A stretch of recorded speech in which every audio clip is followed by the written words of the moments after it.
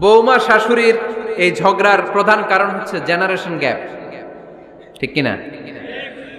শাশুড়ি এক জেনারেশনের আর বৌমা আরেক জেনারেশনের। শাশুড়ি ভাবে একরকম, বৌমা ভাবে আরেক রকম। শাশুড়ি চায় বউর উপর খবরদারি করতে, বউ চায় শাশুড়ির উপর খবরদারি করতে। এই ডমিনেটিং এর কারণে কিলাকিলি আছে না নাই? আহা, এটা ঠিক না। আমার শাশুড়ি মায়েরা যারা আছেন, প্রথমে শাশুড়ি দিয়ে শুরু করি। আমার মাইকের আওয়াজ যে ঘরগুলোতে যায়, আমার শাশুড়ি মাদেরকে বলবো, বউদের উপর অত্যাচার করবেন না। ছেলেরে প্রশ্ন করে, তোর কাছে তোর বউ বড় না আমি বড়? আছে না নাই? এটা একটা প্রশ্ন হইল। তোর বউ বড় না আমি বড়? দুইজনেই বড়। তো এক ছেলে সুন্দর উত্তর দিছে, আমার কাছে ভালো লাগছে উত্তরটা শুনে।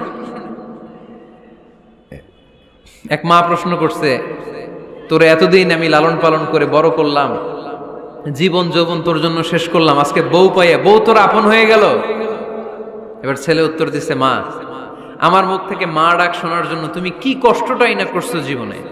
10 মাস আমারে পেটে ধারণ করলা, খাইতে পারো নাই, বমি করছো, খালি ওষুধ খাইছো, তোমার পেট কেটে আমারে বের করা হয়েছে, 2 বছর আমারে দুধ খাওয়াইছো, পেশাব পায়খানা পরিষ্কার করেছো। বয়স যখন 3-4 তখন তোমার আমি মা ডাকছি, এই মা ডাকটা শোনার জন্য তুমি এত কষ্ট করছো। আর আরেকবারের মাইয়া এই ঘরে আইসাই তোমার মা ডাকা শুরু করছে। যেই মেয়েটা তোমারে মা ডাকে সে আমার আপন হবে না কেন মা? ঠিক কিনা? এই মা ডাক শোনার জন্য তুমি এত কষ্ট করলা, আমার লালন পালন করলা, 10 মাস পেটে ধরলা, পেশাব পায়খানা পরিষ্কার করলা, এরপরে মা ডাক শুনতে পারছো। আর আরেকবারের মেয়ে জানা নাই চিনা নাই এসেই তোমার ডাকা শুরু করছে মা। তো যে আমার মারে মা ডাকে তার স্থান তো আমার কলিজায়, ঠিক কিনা? শাশুড়ি আম্মারা যারা আছেন, প্লিজ বৌমাদেরকে কষ্ট দিয়েন না। অনেক শাশুড়ি আছে পান থেকে চুন খসলে রেগে যায়, পদে পদে স্ত্রীর ভুল ধরে, বউয়ের ভুল ধরে, আছে না নাই? এটা করবেন না। সে তো নতুন, আপনার অনেক এক্সপিরিয়েন্স হতে তার সময় লাগবে, তাকে সময় দিন, তাকে ভালোবাসুন, ঠিক কিনা? না বুঝে সামান্যতে বৌমারে বদদোয়া দেয়, এরকম আছে না নাই? কিন্তু বুঝতে চায় না, বৌমারে যদি বদদোয়া দেয় তাহলে তার নিজ ছেলের পরিবারের ক্ষতি, পেটে ধরা যে ছেলে, ছেলের পরিবারের কিন্তু ক্ষতি, তার আপন নাতি নাতনিদেরই ক্ষতি। আওয়াজ করে বলেন ঠিক কিনা? বৌমাকে বদদোয়া দিয়েন না। বৌমাকে নিজের মেয়ের মতো দেখবেন। সমাধান আমি দিচ্ছি।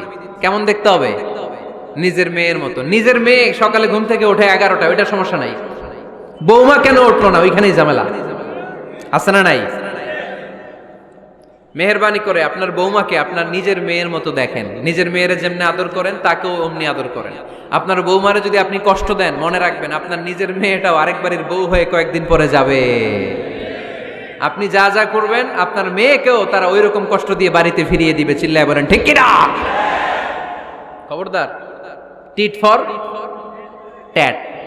ইট্টি মারলে পাটকেলটি খেতে হয়। এজন্য শাশুড়ি আম্মা জানারা যারা আছেন, বৌমার সাথে খারাপ আচরণ করবেন না মেহেরবানি করে। তাকে আপনি কষ্ট দিলে আপনার নিজের মেয়েটাও আরেক বাড়ির বৌমা হবে, সেও ওই বাড়িতে এই কষ্টগুলো ভোগ করবে। এগুলো যখন আপনি শুনবেন তখন আপনার চোখ দিয়ে পানি পড়বে কি পড়বে না? পড়বে। এবার আসেন বৌমার কথা বলি।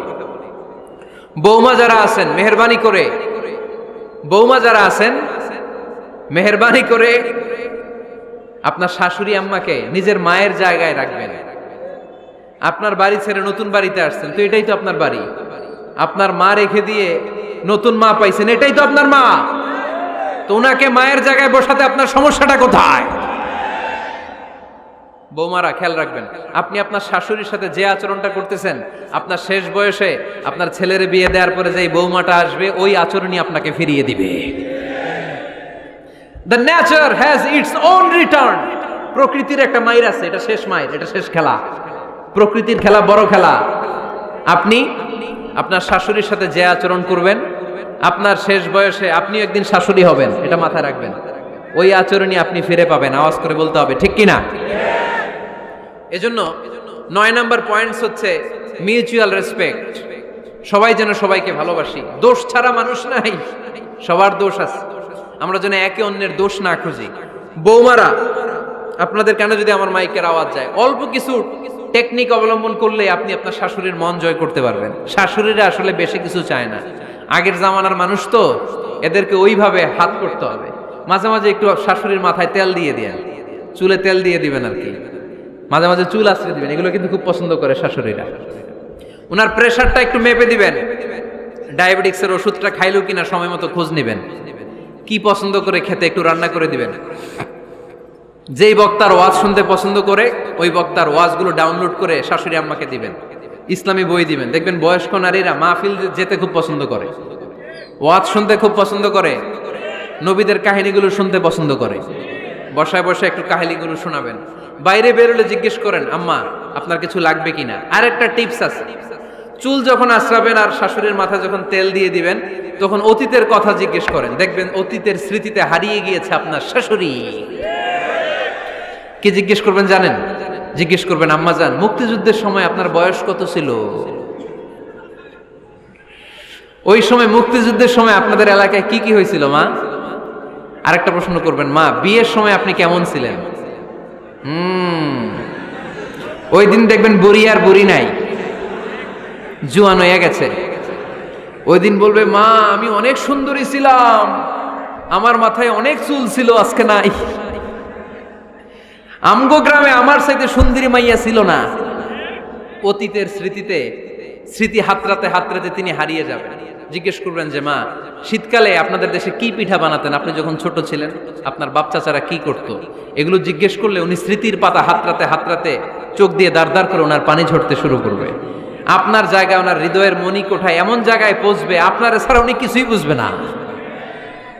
বৌমারা, এই অল্প কিছু টিপস অবলম্বন করে আপনারা আপনাদের শাশুড়ির মনকে জয় করতে পারেন।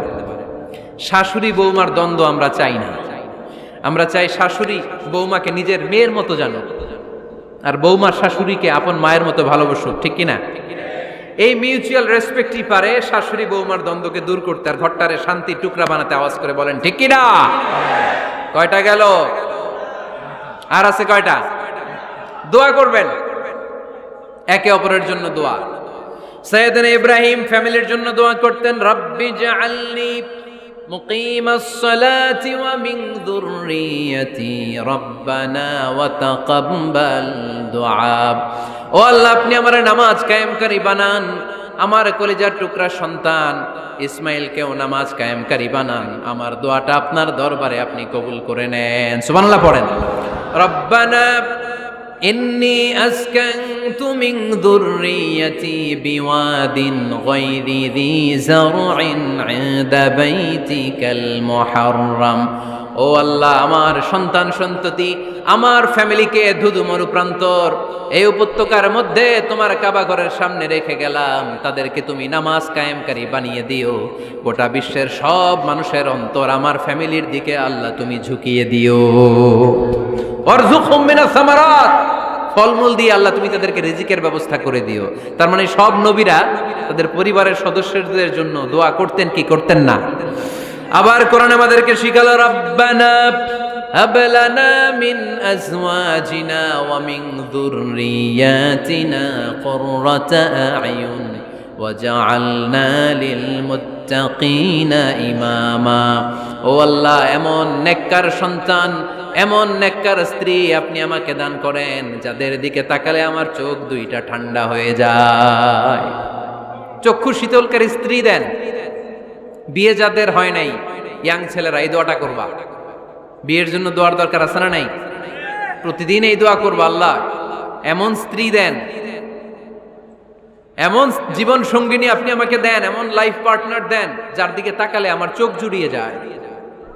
এমন সন্তান আল্লাহ আপনি আমার ফ্যামিলিতে দেন যাদের দিকে তাকালে আমার চোখ দুইটা ঠান্ডা হয়ে যায়। নেককার সন্তান, নেককার স্ত্রী আল্লাহর কাছে দোয়া করে চেয়ে নিতে হয়। তাহলে ফ্যামিলি মেম্বার একে অপরের জন্য দোয়ার দরকার আছে না নাই? বাবা দোয়া করবে ছেলের জন্য, ছেলে করবে বাবার জন্য, মা দোয়া করবে মেয়ের জন্য, মেয়ে করবে মায়ের জন্য, ভাই করবে বোনের জন্য, বোন করবে ভাইয়ের জন্য। দোয়ার দরকার আছে না নাই? দোয়া করবেন সবাই সবার জন্য। এই যে কোরআনের বঙ্গানুবাদ পাওয়া যায় না এখন, কথা বলেন। স্মার্টফোন আছে কার কার দেখি? হ্যাঁ, কারা কারা স্মার্ট দেখি? হাজার হাজার স্মার্ট, মাশাআল্লাহ। এই স্মার্টফোনের ভেতরে আল কোরআন নামে বাংলায় কোরআনের একটা অ্যাপস পাওয়া যায়। কথা বলেন, পাওয়া যায় কি যায় না? আজকে থেকে এই অ্যাপসটা ডাউনলোড করে প্রতিদিন 1 আয়াত 2 আয়াত 3 আয়াত করে পড়া শুরু করে দেন। বাঁচতে হলে পড়তে হবে, বাঁচতে হলে জানতে হবে, ঠিক কি না? এই স্লোগান আমাদেরকে শিখায়। এই স্লোগান তো আল্লাহ, এই স্লোগান দিয়েই তো আল্লাহ কোরআন শুরু করছে, ইকরা বিসমি রাব্বিকাল্লাযী খালাক। বাঁচতে হলে জানতে হবে, বাঁচতে হলে পড়তে হবে, পড়ার কোনো বিকল্প নাই। আওয়াজ করে বলেন ঠিক কি না? সুজানগরের রায়েরা, মোবাইলের অ্যাপসের ভিতরে আমরা কোরআন রাখতে রাজি আছি তো সবাই? হাদিসের অ্যাপস ডাউনলোড করতে রাজি আছি তো? বাস রাজি আছি, ডাউনলোড করে রাইখা দেবো, আর কেউ পড়বো না নাকি? হ্যাঁ, প্রতিদিন একটা আয়াত হলেও যেন আমরা পড়ি। আল্লাহ যা বলা দরকার সব বলে দিয়ে গেছে, নতুন করে আর কিছু বলবে না। আমরা যেন পড়াশোনা করি, আমরা যেন একটা পাঠাগার বানাই। আবারও কখনো আসার সুযোগ হইলে আমি জিজ্ঞেস করবো, যদি আমার মনে থাকে, যে আপনাদের পাঠাগার আছে কার কার ঘরে। সেদিন সবার হাত তুলতে হবে। এমনি পারা যাবে তো? আল্লাহ তুমি তৌফিক দাও।